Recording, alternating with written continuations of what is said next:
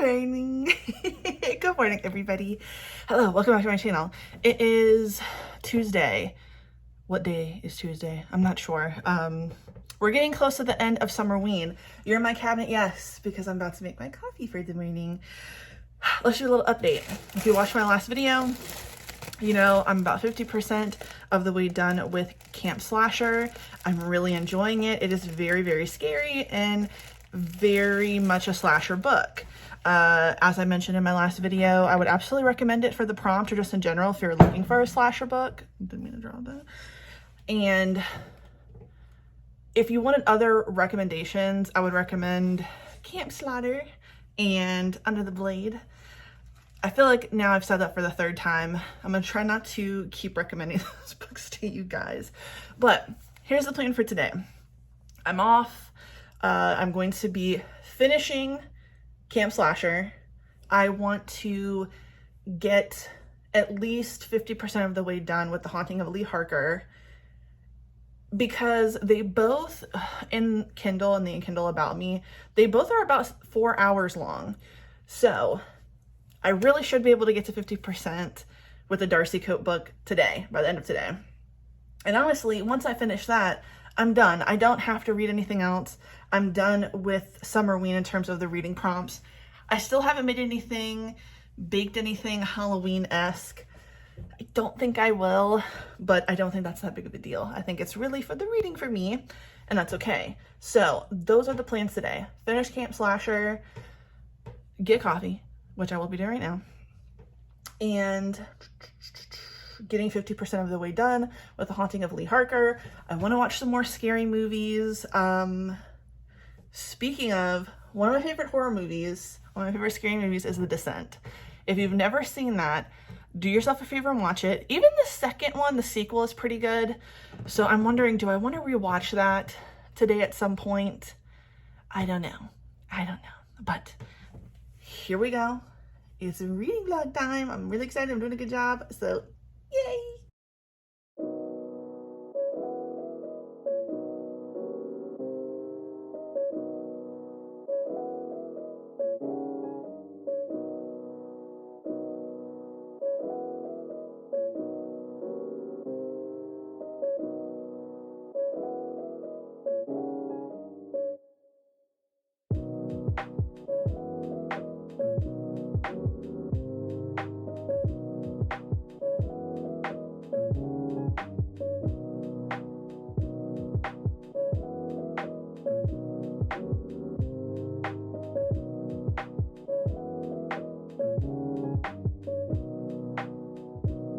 Okay, so I'm 70% of the way through with the book. It is getting, I don't even want to say it's getting good, like it's been good. I know I mentioned that like we're seeing a bunch of different people's perspectives, and I really like that because there are people who are directly like dealing with the fucking like Hills Have Eyes people, and then there's people who are like on the perimeter kind of seeing what's happening but not knowing what's going on at the camp. So the people who are experiencing the camp stuff are the people who were at the camp. Everybody else is like, they're finding some of the dead bodies. They're getting attacked by the Hills Have Eye people. It's really good. And all the while, so there's this cop in the story who is like super crooked, and he is kind of racing against the clock to make his superior, the cop that we would like, look bad, even though he has just done something that it makes it even worse for his circumstances. So the crooked cop, his name is Craven. The good cop's name is Bracken. And I really don't know how this is going to end. I really, really don't. You know, usually, you know, there tends to be a final girl. Almost like certain people live, but I'm wondering who's gonna go with this one, because you never know. Sometimes the good cop could die, and then the twist would be that the bad cop gets away with it. You never know. So I'm definitely very excited. I'm almost done. Yeah, honestly though, I think I might, after I finish this one, I'm not gonna rush into The Haunting of Leigh Harker. I think I'm going to read some manga just to give myself a little break, watch some TV. I'm going to make some Impossible nuggets because I got to eat at some point. And I am so excited. This is good. I'm really glad I picked this one up. Like I said, I still plan on reading Kin. I want to get to it, or at least I want to read it this month, because we're looking at like a very similar plot, kind of, where it's like creepy family out in the woods who's just killing people. But this one was much shorter, and I'm definitely liking it. So I just want to say I'm so glad once again that I got into Summerween, because I do think I was getting a little bit stagnant in my reading. Like, so I've been saying I want to finish Foundry Side. I haven't picked it up. I haven't picked it up in a week. And that really sucks because I'm still technically enjoying it, but I haven't picked it up in a week. I wanted to start Homicide and Hollow Hollow. I haven't started it yet. That's okay. I was reading some manga, but this has really gotten me out of my reading slump. I think because I've been carrying the same books around with me, like to and from work this whole time. I was getting there. I was about to be in a slump. Not anymore. So I might have to make horror a genre that I read every month. We're just gonna have to see. But I'll see you when we're over, and then we're gonna talk about my thoughts.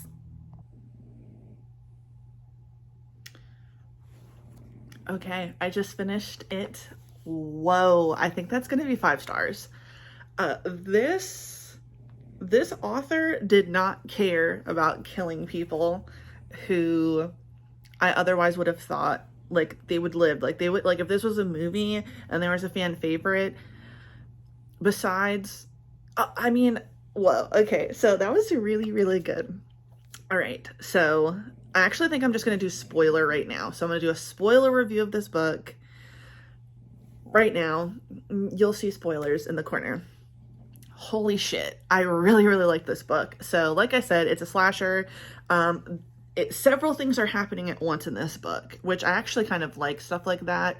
So, I wish I could remember the name of the town. Basically, there's a guy named Kirby Watkins who is trying to get this old camp back up. He really believes that it'll make money, and he kind of has like stakes riding on this because he has put all his money into it, but he was like kind of working with a state legislator or something to get a road made, and he has employed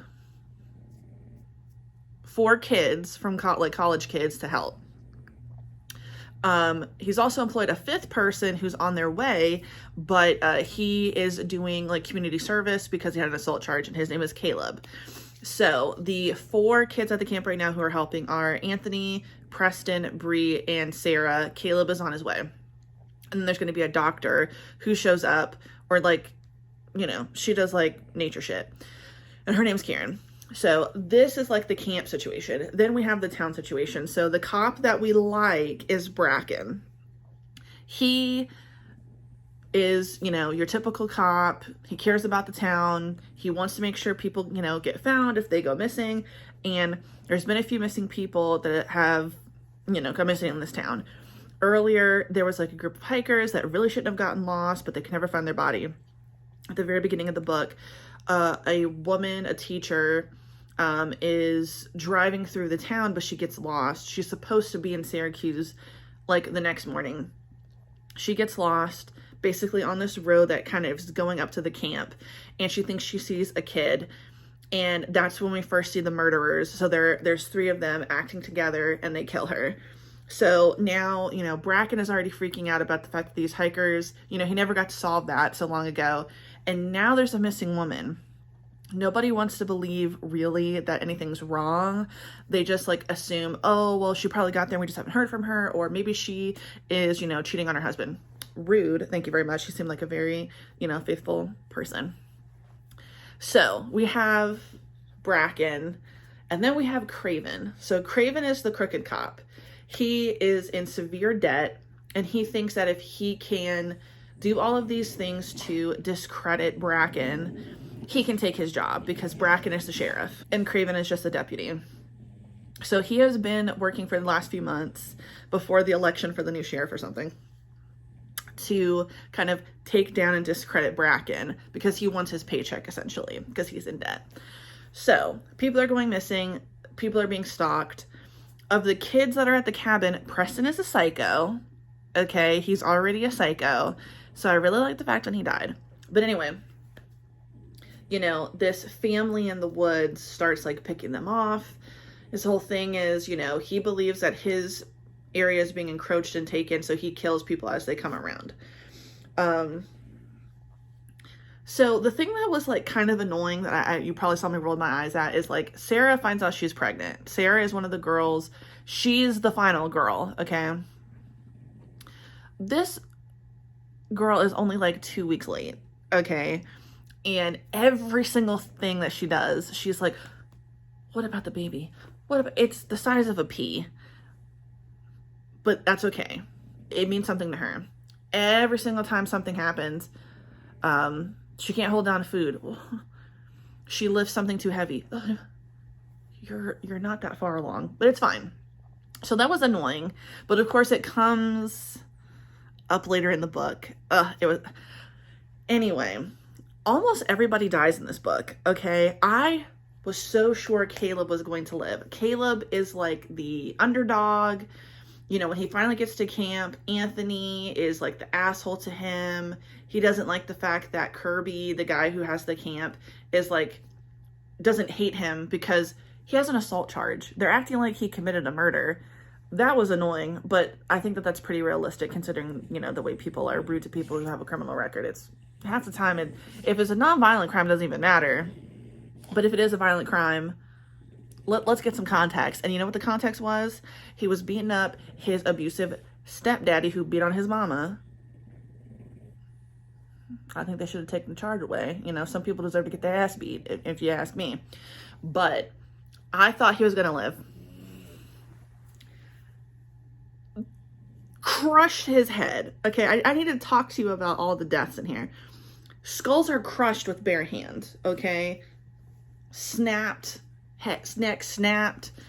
And then at the end, Craven had the fucking nerve, okay, after Bracken saved his ass with Ernie, my dude Ernie, the former cop who had the fucking cop, you know, bar over here, had the nerve to try to fucking draw down on my dude Bracken after he just saved your life. Sir, there's a murderer on the loose. We don't have time to worry about the sheriff's contest, okay? You have been slit open on your thigh and the fucking, mountain woman was chewing on you, okay? This isn't the time to draw down on people and try to be the hero. I mean, it's not like you set the murderers loose, so you can't be the hero in this case. What the fuck? That had me like, you know what? I believe it, though. I believe it. I believe that somebody would resort to some dumb shit like that because now you're dead. Now you're dead, you dumbass. What the hell were you thinking? What the hell were you thinking, dude? Draw down on Bracken? But I thought he was gonna die. I thought him and Ernie, and I like Ernie. That was a good book. I know that was like totally nonsensical. Okay, now we're back. This is back to the non-spoiler part. That was such a good book. And, you know, on a Kindle, you don't want you to rate it. I want to see, does he have any other books? So he's written The Face of Midnight, Crawl Space Quilts, The Stolen, The Bone Forest. I'm going to look up all of these, and if all of them are very similar in terms of being a slasher book, I want to read them. I want to read them so bad because I thought that was really, really good. It was short. Like I said, it was like 4 hours of read time, and I really, really liked it. Ooh, that was a good book. That was good. That was good.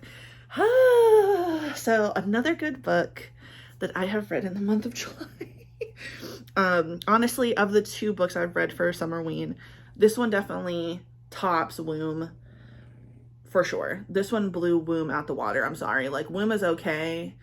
It did what it had to do for extreme horror, but it didn't get me like this one. I mean, when you write a book that's a slasher, you know, you know what the fuck you're doing. And that was good. So I recommend it. I'm actually might rate that 5 stars because I did not hate the ending. I did like some of the characters. It was a fast read. We got to the point. We got to the killing quick. And I know that that sounds kind of shitty, but you know, if you're reading horror, that's what you want. You don't want long-winded. I will say, I think that's why I keep kind of putting The Haunting of Leigh Harker down. That's not a horror book that's supposed to be a slasher where it's a bunch of action. It's a haunting. So, you know, it's a slow burn. Even though we have this really great opening chapter, it's a little slow. So I think that's why I've put it down a few times. I still want to read it. I might look for another haunting book though that's shorter. We'll see. But they have the same read time, so I don't know. I'll get back into it. Like I said, I'm going to read some manga. I don't know if I'm going to film that. I want to keep it to Summerween at this point.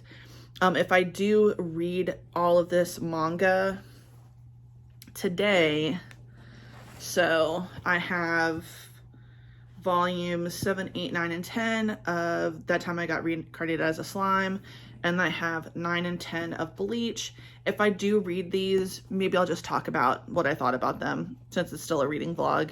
And, you know, wish me luck. Maybe I will start Foundry Side finally, but so freaking good. And with that, it's time to make some vegan nuggets because I am hungry and watch some television. So thank you so much. See you again. Goodbye. Hello again, everybody. Welcome back. So it is a few days after like Summerween has ended, so pardon me because I got really busy with work. But I'm here to say I finished my book.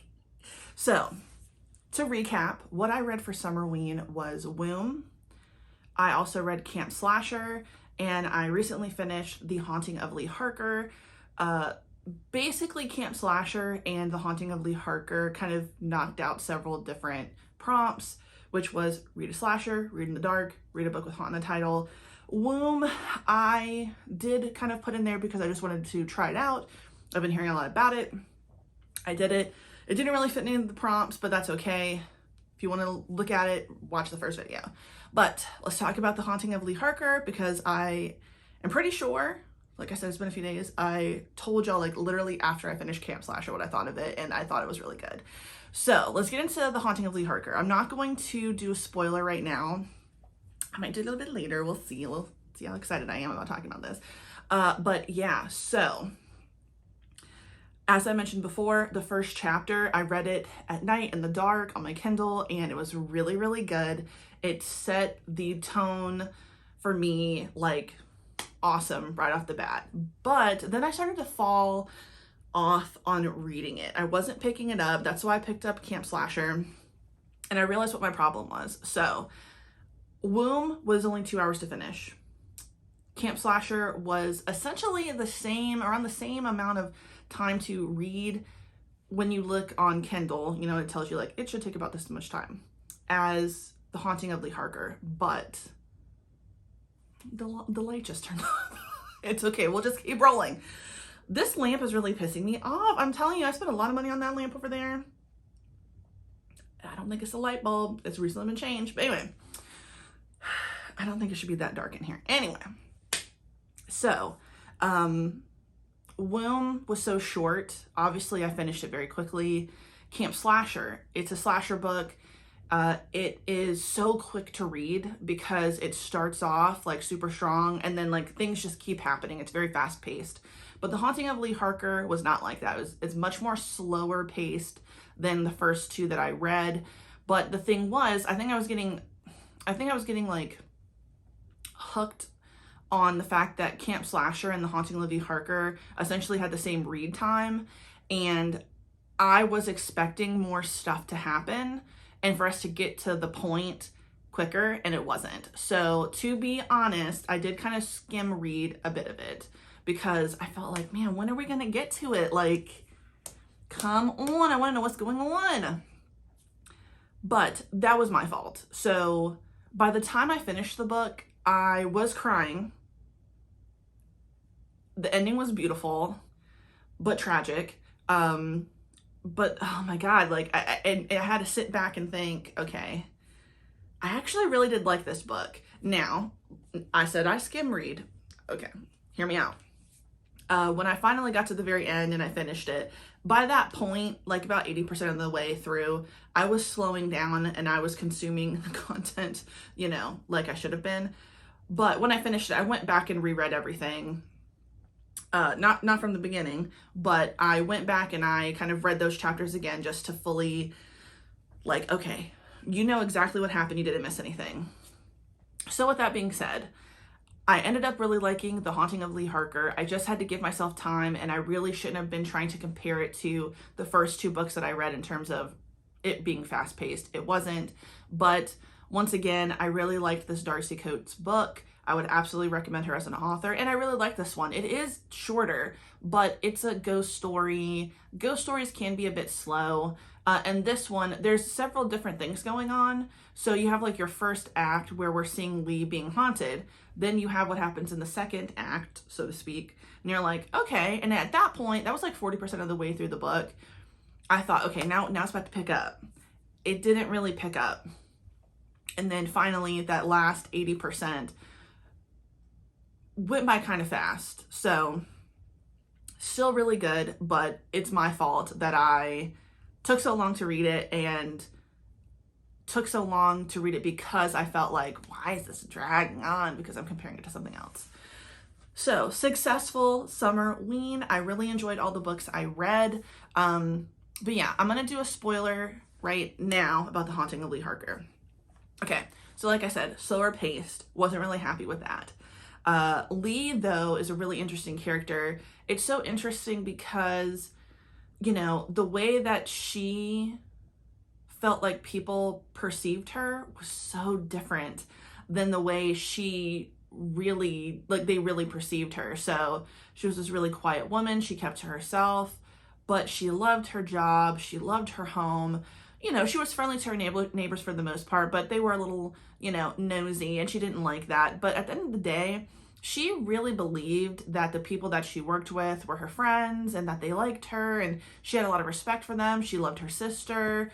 They obviously had these little moments where, okay, something clearly happened and they stopped talking, but she like loved her sister so much and always wanted to reconnect with her. But we don't find out until later what really happened.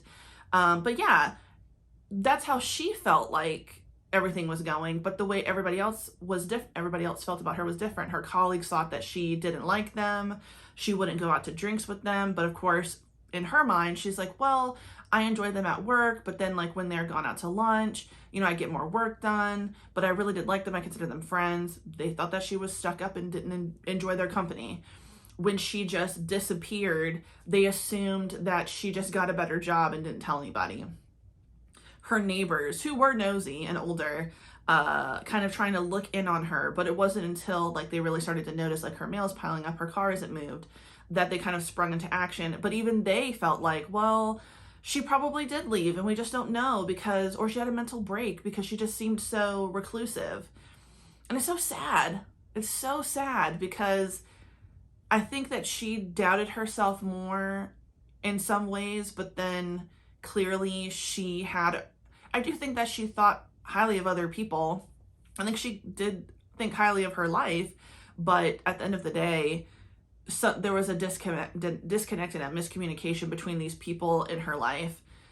So with that being said, the opening like first part is her being haunted in her home. She is getting like, you know, doors are opening. There's this presence that is like looming over her and shutting and closing is the same word, opening and closing doors. But there's this ominous door in her house that's never been able to be unlocked that just keeps having this like eerie presence at her. And from then I knew when we get to the second act what was happening with that door.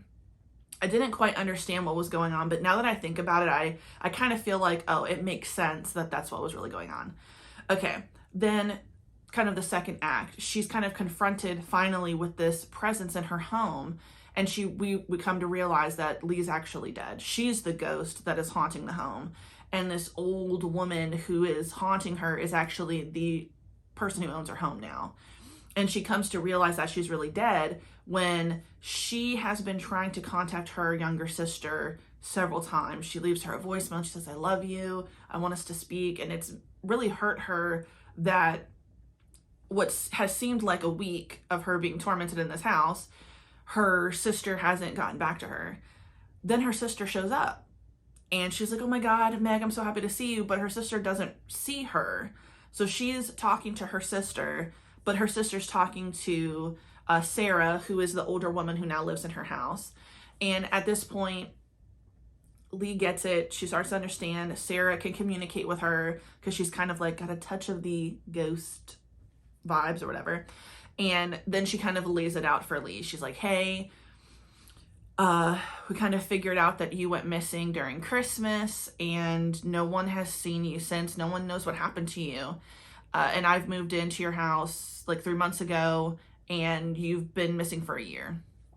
So now we know what's really going on in the story. And the door is still like this creepy thing that exists and that scares Leigh but doesn't scare Sarah. This makes sense. I don't know, for what we find out what happens. So Sarah's trying to figure out what's going on. And I will be honest, for a while I thought, is Sarah dead too? Because she keeps saying her family's coming over and they never come over. I was getting a little suspicious. But then one night,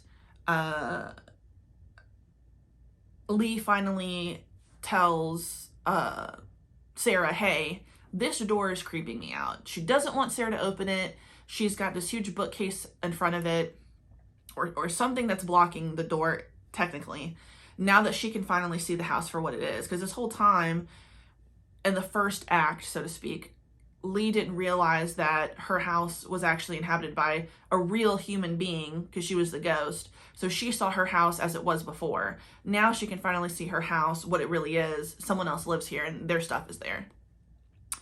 But you know, Sarah's like, well, let's move the fucking door, bitch. She does, nothing's there, but something just feels wrong and Leigh doesn't trust it. Well, that night,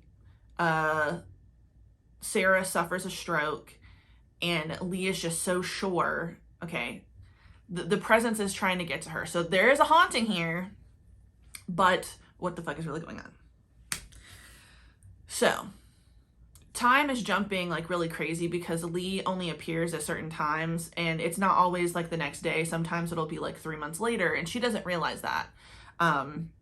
She insists when Sarah finally comes back to the house after, you know, being hospitalized, something came out of there. It's this presence. I know it. And then Sarah finally lets her know. Damn, I'm really telling y'all the whole fucking book. That's okay. If you want to know, keep listening. She finally tells her, like, you know, let me tell you a little secret. Okay, I wasn't going to tell you at first. This actually used to be my house when I was a kid, like, I don't know, back in the damn 40s or something. And she gives her a little bit of a backstory. Now, this is where, when the book is over, I realized, bitch, you should have been paying attention. This is when I was skipping it because I was like, I don't care. I want to get to the point. So Sarah used to live in this house when she was a kid. Her father and her mother kind of like, in a sense, kind of abandoned their children because one of the younger siblings went missing and they didn't find her for many months. Later on, her body is found later, or her bones are found later, not that far away. And that's why they think, oh, well, maybe Leigh died. Well, of course, the whole thing is like Leigh probably died in the house. And that's part of the reason why she was scared to open the door, because she was like, my body's going to be in there. But when they open it, it's empty. So then they're like, well, her sister died around the house, but not in the house, and she's not haunting it. So then we found out some more stuff about her other 3 siblings. Obviously, one is gone. It was Sarah and the daughter that died. She was a girl, and there was 2 brothers. And then one of the brothers just disappeared. They never heard from him again. The father had since left. The mother kind of had a breakdown because, you know, her daughter had died, and it was like the only thing keeping them kind of going was this idea that, okay, she wasn't dead, but we couldn't find her. Hope, you know what I mean? So there's that big reveal. I did not pick up on that, okay? Because I was skim reading. So yes, that's all on me. So on and so forth. Da-da-da-da-da-da. And then the shit really hits the fan at like 80% of the way through. And that's when I was like, okay, now I'm really into the book. So the whole point of the story, which is also very scary. I do not like this. Squatter. squatter. That was the situation. And I don't like squatters. I don't like the idea of somebody living in your house secretively, coming in and out, watching you sleep. Hell no. The Strangers messed me up for life. That movie was so scary. But yeah, so essentially the thing that I had missed, the brother, the brother that disappeared, well, he's been living in this house. And the whole situation that happened was when Leigh moved into this house, she was so happy. She was in and out for work. It was no big deal. What was his name? Peter? Peter was this older brother that disappeared when Sarah was younger. So remember, Peter is Sarah's brother, the human woman that is living in the house present day. The only thing I didn't understand is I assume he wasn't living in the house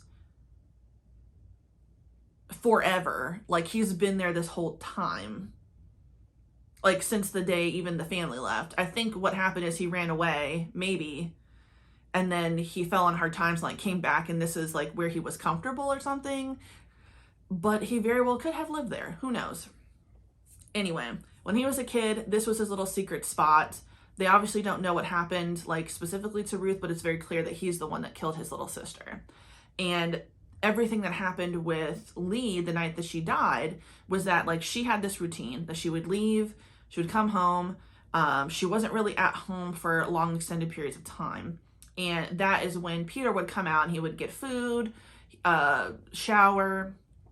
But the last, like, 3 weeks before the new year, so Christmas break, she had vacation. So she stayed home and he could not leave whenever he wanted because she didn't leave the house. So he was getting hungry. And he basically came into her room when and it's so crazy because, like, he comes into her room and he ends up killing her. Sad. That's essentially the scene you see at the very beginning of the book that really freaked me out. Except what she's seeing is she thinks it's a ghost when she's dreaming as a ghost, and she thinks that what attacked her is a ghost, but it was really Peter who had done this. Pretty vicious, okay? Pretty vicious man. Really tore her ass up. Well, get back on track, Connie. So, how do we even get to that point? Did I even explain that? It's fine. Basically, we're at the very end, and Sarah, she's asleep, okay? Dreaming away. But I guess the thing is that Leigh basically figures out where he's been coming in and out of. It's like she is attached to this house so much, and a lot of the time when something like big happens or she has a big emotion, she ends up in a different part of the house. So she feels like she sees the moment, I guess, when Peter is about to kill Sarah. It hasn't happened yet, but she dreams it. So I guess she has a premonition, so to speak. She somehow is now in the room inside of the door that could never, like, unlock, right? Because it was locked from the inside. Peter was locking it from the inside, so nobody could get in. And she ends up basically down, I guess you could call it like a cellar. So there was like a loose floorboard or something that she couldn't see. And that's how he was getting in and out. And that's where she finds her body. So he had no way to dispose of it, really. But there was a freezer down there. How he got that down there, I have no idea. Now to think about it, it's like, how'd you get a big ass freezer that could hold a human body? I don't know. Didn't seem like there's a door leading out anywhere, because the only way he gets in and out is this thing. But it's fine. No one asked for my opinion. I'm not a writer. But she realizes her body is here. This is where her body has been this entire time, in the house. And like I said, he killed her while she was on, Christmas break. So he had time to clean up after himself. He had time to, kind of stash away her passport to make it look like she just she just went somewhere, right? But since Sarah's been in the house, remember, she put a bookcase over, he couldn't get out. So he was starting to eat her dead body. I'm surprised it didn't die. I'm surprised it didn't die at that point. But now he's finally like, shit, the door's open. Like, nothing's in the way of the door. So Leah's like, I can't let him do this again. I can't let him kill Sarah. He'll probably get away with it again, and still no one will find me. So she tries to grab onto him, but she's a spirit. She doesn't really have anything to like touch him with. But then she realizes, I can get you out of the house. And she finds a way to make it so he can't physically leave this room. It's like a little broom closet, essentially. And at that point, she keeps him from leaving, and he finally sees her. And they don't say it, but I guess he has a heart attack. Sad. But deserved, because he was a piece of shit. Then we like jump a few times later, whatever. Obviously, the murder has been solved, y'all. And this is where I cried.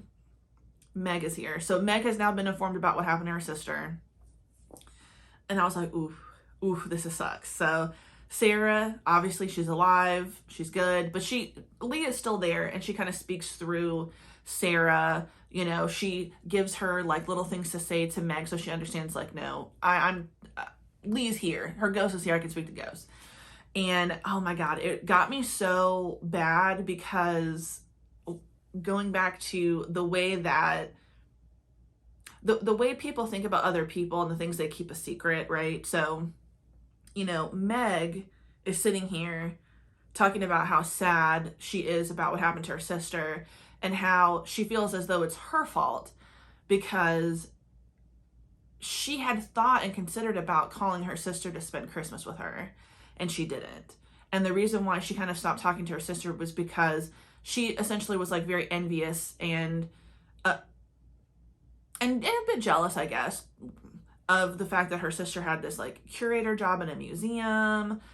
She owned her own home. She was successful. She put her sister on this pedestal and thought, I haven't done enough with my life, so I don't really want to speak to her because I'm kind of slightly jealous or envious or whatever. So of course, Leigh never felt that way. Meg is the one that has a family. She has friends. She had all of this stuff going on with her that Leigh didn't. And it's just so interesting the way you can see someone else. You know, they lost all these years because they both thought the other one thought less of them. But in reality, they both thought so highly of their sister and kind of less of themselves. And that stopped them from really having a connection, which is really sad. So that had me sad as hell. I cried on my sofa because I was like, oh, no. Honestly, like, it's just so sad, because really, if she had just called her sister, she would have left. Now, Peter would still be in the motherfucking house, okay? I think it was only a matter of time before he killed somebody else. I don't know. I mean, he's living in a crawl space. At some point, Leigh might have a partner, and they're sleeping together, you know, having fun. I want to stay in and have breakfast, you know. How am I going to get out of this crawl space and take a shower and take a piss? I can't, because people are in the house. So it was going to happen eventually, sadly. And then she kind of stays with Sarah. She hasn't moved on, and Sarah's like, you know, you can, I think the business is finished, girl. You can go on and move on. And Leigh's like, no, I want to stay with you, because in this house are Sarah's like grandkids and her kids, and it's filled with life. And honestly, it's not said, but I think the thing is that Leigh will pass on when Sarah passes. So she's not going to leave this house because she's so close to Sarah. And it makes me want to cry, that she's like, shit, dude, you saved me. I'm going to stay with you until it's your time and we can pass together, like, into the next life. I'm getting emotional because I really think that's probably what happened, or what she was thinking. I would say that was a 4-star book. So, end of the long-winded explanation of the book. So if you watched, if you actually sat through and watched me literally give you a play-by-play of that entire book and did not try to shorten it at all, I appreciate you. Thank you so much. If you didn't and you want to wait until you've read it, just know I'm going to literally tell you everything that happened in it. So enjoy the ride. Or thank you for enjoying the ride. I hope you did. But yeah, Summerween was fun. I liked the books that I read. I didn't read Kin. I started it, but I didn't finish it. I think I made it to like 30%. I want to get back into it because that book also like had a really crazy chapter. It starts off with like, but no crime committed. So I can't wait to watch it. I can't wait to read it. And I will read it. I want to try to finish it by the end of this month so I can have it in my wrap up. Because, you know, it's a little horror book.